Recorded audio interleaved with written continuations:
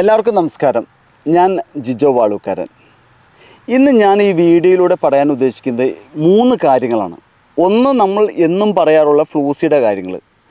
ഫ്ലൂസിയുടെ result വളരെ കുറച്ച ആളുകൾക്ക് അവിടെയും ഇവിടെയുമായിട്ട് വരുന്നതല്ലാതെ മുൻകാലങ്ങളിലെ പോലെ തന്നെ ഒരു റിസൾട്ട് വന്നു കഴിഞ്ഞാൽ ഏകദേശം ആണെങ്കിൽ പോലും 5, 10, 20 പേർക്കൊക്കെ ഒരുമിച്ചാണ് വരുന്നത്. പക്ഷേ ഇവിടെ അങ്ങനെയല്ല. ഈ പ്രാവശ്യം ഇവിടേക്ക് ഓരോ ആളുകൾക്കൊക്കെ കിട്ടിയിട്ടുണ്ട്. എന്നാൽ അതല്ലാതെ നമുക്കൊരു റിസൾട്ട് പൂർണ്ണമായിട്ട് വന്നു എന്ന് ഇന്ന് പറയാറായിട്ടില്ല. അപ്പോൾ ഞാൻ നിങ്ങളോട് ഈ പറയുന്നത് പോലെ തന്നെ ഞാൻ ഇത് ചെയ്യുന്ന ആളുകളോട് വിളിച്ച് ചോദിച്ച് എനിക്കും ഇപ്പോൾ ഒരു നാണം തോന്നി തുടങ്ങി. കാരണം ഇപ്പോൾ ആഴ്ചയിൽ ഓരോ പ്രാവശ്യമെങ്കിലും ഞാൻ വിളിക്കും എങ്ങനെയാണെന്ന് അറിയാൻ വേണ്ടിയിട്ട്.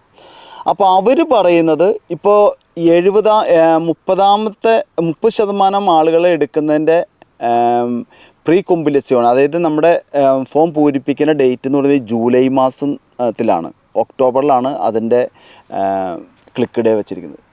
അപ്പോൾ അത് കൊണ്ട് അതിക്ക് മുൻപേ തന്നെ റിസൾട്ട് വരും എന്നുള്ള പ്രതീക്ഷയിലാണ് അവരിയ്ക്കുന്നത്. ഇത് ഞാൻ കഴിഞ്ഞ വീഡിയോയിലൂടെ ഇത് തന്നെയാണ് ഞാൻ നിങ്ങളോട് പറഞ്ഞത്. പിന്നെ കുറച്ച് പേർക്ക് കിട്ടിയെന്ന് പറഞ്ഞാൽ അവരോട് ചോദിച്ചപ്പോൾ അവർ ഇതിൻ്റെ അപ്പോയിൻമെൻറ്റ് ഡേറ്റ് കിട്ടിയിരിക്കുന്നത് VFSൻ്റെ ഓഫീസിൽ കിട്ടിയേക്കുന്നത് അവർക്ക് ഓഗസ്റ്റ് മാസത്തിലാണ്. കാരണം നല്ല തിരക്കാണെന്നാണ് പറയുന്നത് ഇപ്പോൾ, അതുകൊണ്ട് തന്നെ ഇത്തിരി വൈകുന്നത്. അപ്പോൾ എനിക്ക് നിങ്ങളോട് പറയാനുള്ളത്, എങ്ങനെയായാലും ഇത്രയ്ക്ക് ആയില്ലേ, കുറച്ച് നാൾ കൂടി നിങ്ങൾ വെയിറ്റ് ചെയ്യുക. നമുക്ക് എങ്ങനെയൊക്കെയാണെങ്കിലും യെസ് ഓർ നോ അറിയാൻ പറ്റും. കൊടുത്ത ആളുകൾക്ക് അല്ലെങ്കിൽ ഗവൺമെൻറ് പറഞ്ഞ ആളുകൾക്ക് കിട്ടും എന്ന് തന്നെയാണ് എനിക്ക് പറയാനുള്ളത്. അപ്പോൾ അതുകൊണ്ട് കുറച്ച് നാൾ കൂടി വെയിറ്റ് ചെയ്യുക. ഇനി രണ്ടാമത്തെ കാര്യം എന്ന് പറയുന്നത്, പല ആളുകളും ഇൻസ്റ്റഗ്രാമിലൂടെ ചോദിക്കുന്നുണ്ട്, ചേട്ടാ ഞങ്ങൾ അവിടെ വന്നു കഴിഞ്ഞാൽ അസീലോ പൊളിറ്റിക്ക് അപേക്ഷിച്ച് എത്ര നാളത്തിനുള്ളിൽ TRC കിട്ടുമെന്നൊക്കെ ചോദിക്കുന്നുണ്ട്. അവരാരോ പറഞ്ഞ് ധരിപ്പിച്ചിരിക്കുന്നതാണ്. ഞാൻ ആദ്യമേ തന്നെ പറയട്ടെ, ഞാൻ കഴിഞ്ഞ പ്രാവശ്യം ഒരു 4-5 മാസം മുമ്പ് ഞാൻ ഇതിനെക്കുറിച്ചൊരു വീഡിയോ ചെയ്തായിരുന്നു. കാരണം ഞാൻ ഇതിനെ പ്രോത്സാഹിപ്പിക്കാനുമില്ല നിരുത്സാഹിപ്പിക്കാനുമില്ല. കാരണം എന്തെന്ന് വെച്ചാൽ അത് ലീഗലായിട്ട് നമുക്കങ്ങനെ പറയാൻ പറ്റുന്ന ഒരു കാര്യമല്ല അത്. ഞാൻ അന്ന് ഈ വീഡിയോ ചെയ്തപ്പോൾ ഒരു പെൺകുട്ടിയുടെക്ക് ഇതുപോലെ തന്നെ ഈ അസീലോ പൊളിറ്റിക്ക് വേണ്ടി അപേക്ഷിച്ചു. ആ കുട്ടിയുടെ അന്വേഷണം വന്ന സമയത്ത് അദ്ദേഹത്തിൻ്റെ രാജ്യത്ത് ഈ വക പ്രശ്നങ്ങളൊന്നും ഇല്ല. ആയതുകൊണ്ട് ആ ഒരു നിയമത്തിലൂടെ അവർക്ക് വിസ കൊടുക്കാനായിട്ട് സാധിക്കില്ല. അതുകൊണ്ട് തിരിച്ചു പോകണമെന്ന് പറഞ്ഞു. കഴിഞ്ഞ 24-ാം തീയതി ആ കുട്ടിയുടെ നാട്ടിലേക്ക് തിരിച്ചു പോയി.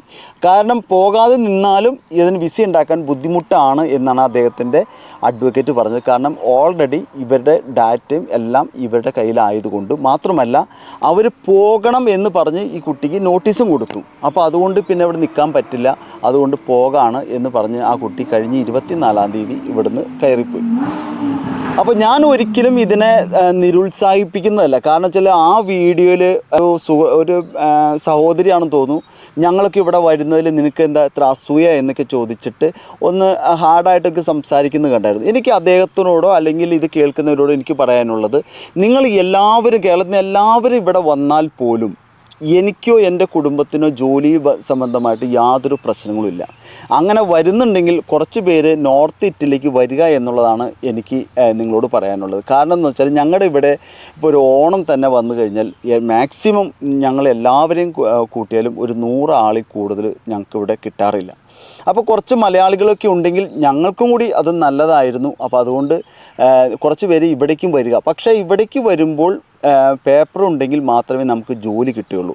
ഇത് ചെയ്യുന്ന നിരവധി അഡ്വക്കേറ്റുമാർ നമ്മുടെ മലയാളികൾ തന്നെ നാപ്പോളി ഭാഗങ്ങളൊക്കെ ഉണ്ട്. പക്ഷേ അവർക്ക് എന്തെങ്കിലും വഴികളിലൂടെയൊക്കെ ഇത് ചെയ്ത് തരാൻ സാധിക്കുമായിരിക്കും. എനിവേ അതൊക്കെ നല്ല രീതിയിൽ നടക്കട്ടെ എന്ന് തന്നെയാണ് എനിക്ക് പറയാനുള്ളൂ. മൂന്നാമത്തെ കാര്യം എന്ന് വെച്ചാൽ, ഞാൻ കഴിഞ്ഞ പ്രാവശ്യം ഒരു വീഡിയോ ചെയ്തില്ല. അതായത് ഈ കഴിഞ്ഞ വീഡിയോ നമുക്ക് ഇവിടെ നിങ്ങൾ ടൂറിസ്റ്റ് വിസയ്ക്ക് വരുന്ന ആളുകളെക്കുറിച്ച്, അപ്പോൾ അവർ അനുഭവിക്കുന്ന ഓരോ ബുദ്ധിമുട്ടുകളെക്കുറിച്ച്.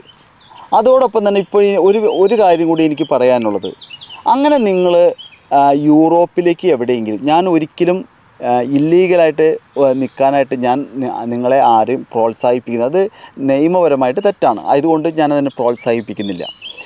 അഥവാ നിങ്ങളിങ്ങനെ വരാൻ ആഗ്രഹിക്കുന്നുണ്ടെങ്കിൽ കഴിയുന്നതും ഭാര്യയും ഭർത്താവും ഒരുമിച്ച് വരിക. എല്ലാവർക്കും ബുദ്ധിമുട്ടെന്ന് വെച്ചാൽ രണ്ടുപേരും കൂടി പോരുമ്പോൾ നാട്ടിലെ കുട്ടികളെ നോക്കുന്നൊരു ബുദ്ധിമുട്ടാണ് എല്ലാവരും പറയുന്നത്. ശരി തന്നെയാണ്.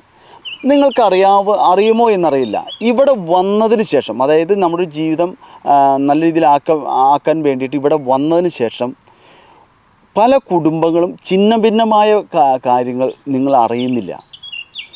പലതും എന്താ പറയുക, ഒരു സംശയത്തിൻ്റെ പുറത്താണ് പല കുടുംബങ്ങളും ഛിന്ന ഭിന്നമായി പോകുന്നത്. കാരണം ഞാനൊരു എക്സാമ്പിൾ പറയാം. ഇവിടെ നമ്മൾക്ക് ഒരു ആവശ്യം വന്നു, അതായത് ഇപ്പോൾ എക്സാമ്പിൾ ഇപ്പോൾ ഒരു സിം കാർഡ് എടുക്കാൻ പോകേണ്ടി വന്നു, ഭാഷ അറിയില്ല. അപ്പോൾ അവിടെ ആരാണ് ആ റൂമിൽ അന്ന് ഫ്രീ ആയിട്ടിരിക്കുന്ന അദ്ദേഹത്തെ വിളിച്ചിട്ടാണ് ചിലപ്പോൾ പോകാൻ. കാരണം നമുക്ക് ഭാഷ അറിയില്ല, ആരെങ്കിലും സഹായം വേണമല്ലോ. ഇനിയിപ്പോൾ ജോലിയുള്ള ആളുകൾക്ക് ആ സമയത്ത് ഇപ്പോൾ എൻ്റെ സ്വന്തം ജ്യേഷ്ഠനാണെങ്കിൽ പോലും ചിലപ്പോൾ പറയും, എടാ എനിക്ക് വരാൻ പറ്റില്ല, കാരണം എന്താണെന്ന് വെച്ചാൽ എനിക്ക് ജോലിയുണ്ട്, നീ അവന് ഇന്ന് ജോലി ഇല്ലാത്തതാണ്, അവനെയും വിളിച്ചിട്ട് പോവുക എന്നുള്ളത്. അപ്പോൾ അങ്ങനെ ഈ പറഞ്ഞ പെൺകുട്ടി ഒരാളെയും വിളിച്ചിട്ടാണ് ഈ സിം കാർഡ് എടുക്കാനോ മറ്റോ പോയത്. അങ്ങനെ ഇത് എന്ത് പറയുന്നു, ഇവർ ഈ ഫോട്ടോ ഒക്കെ കണ്ടു കഴിഞ്ഞപ്പോൾ ഇവർ കൂട്ടുകാർ ഒരുമിച്ച് അല്ലെങ്കിൽ വീട്ടിലോ അയൽക്കാർ ആരൊക്കെ സംസാരിച്ച് ഇവരിൽ ഒരു സ്വരച്ചേർച്ച വന്നു. അപ്പം അദ്ദേഹത്തിനൊരു സംശയം വന്നു.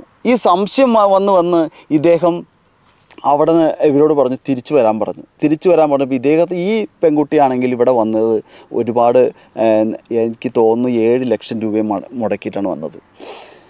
അപ്പോൾ ഇദ്ദേഹം ഇവിടുന്ന് ഇത്രയും പെട്ടെന്ന് വരുന്നതിനാ. അങ്ങനെ ഓരോന്ന് പറഞ്ഞ് അവരെ കുടുംബം ഛിന്ന ഭിന്നമായി. ഇങ്ങനെ ഓരോരോ കുടുംബങ്ങളിൽ ഇങ്ങനെ സംഭവിക്കുന്നുണ്ട്. ഇത് ഒരു കുടുംബത്തിൽ നടന്ന കഥയല്ല, ഒരുപാട് കുടുംബങ്ങളിൽ ഇങ്ങനെ സംഭവിക്കുന്നുണ്ട്.